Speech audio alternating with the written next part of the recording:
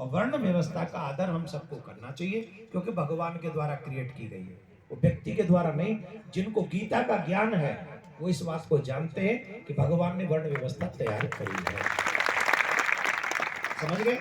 और वर्ण में ऊंच नीच नहीं है, किसी को नीचा दिखाने के लिए नहीं है, किसी को गाली देने के लिए नहीं है।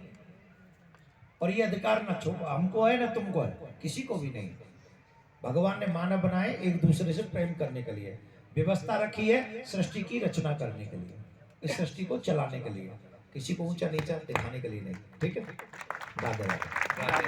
जोर से बोलो श्री राधे। और जोर से बोलो राधे राधे। जी।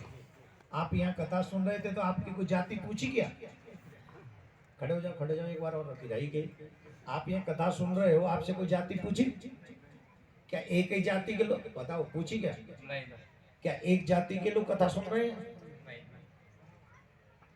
इन जातियों के चक्कर मत पड़ना। यहाँ विधायक जी बैठे हैं, हमको ज्यादा नहीं कहना चाहिए, पर इन नेताओं की बोई वही जीत है ये जाति और पंथ, क्योंकि हम एक जाति का नेता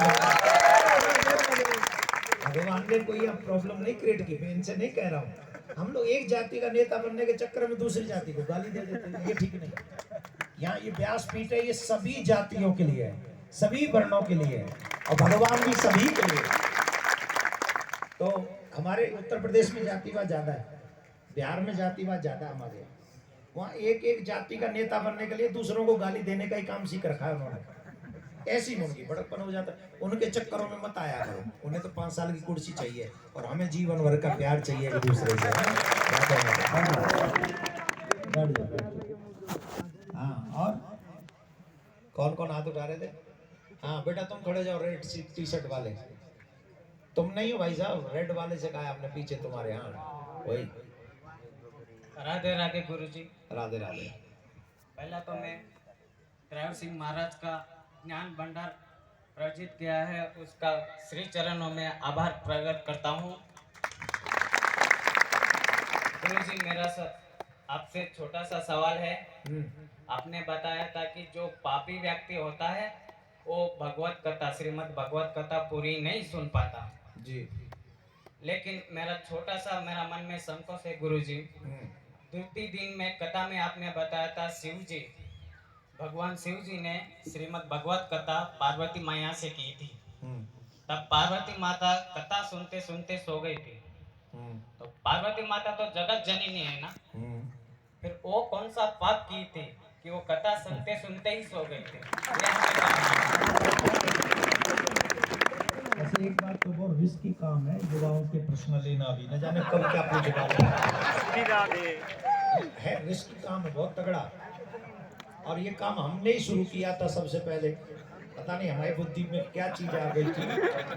ये बात कर रहे 2012-13 की, तो बल्कि 8-9 की। ये तब से शुरू किया हमने कि युवाओं का प्रश्न लेना है हमको, और किया था उन्होंने भी पाप। कौन सा गुरुजी? वो हमें पता है। हम बता देते आपको। पार्वती माँ का पूर्व जन्म बताओ क्या था? सती। सती के पूर्व जन्म की कथा क्या है? पता नहीं। हम बताएं। सती मैया जब राम जी की कथा सुनने के लिए शंकर भगवान के साथ गई थी, तो उन्होंने राम कथा में मन नहीं लगाया, पहला दोष। राम जी पे डाउट किया, दूसरा दोष। भगवान शिव के मनाने पर भी, बताने पर भी नहीं मानी, तीसरा दोष। राम जी की जाके परीक्षा ली, चौथा दोष। सीता बन कर गई, जिन्हों भगवान जाने बाबा भोलेनाथ जिनको माँ कहते, सीता राम जी को पिताजी कहते और माँ सीता को माँ कहते, उनका रूप बना के गई, ये 5वां दोष।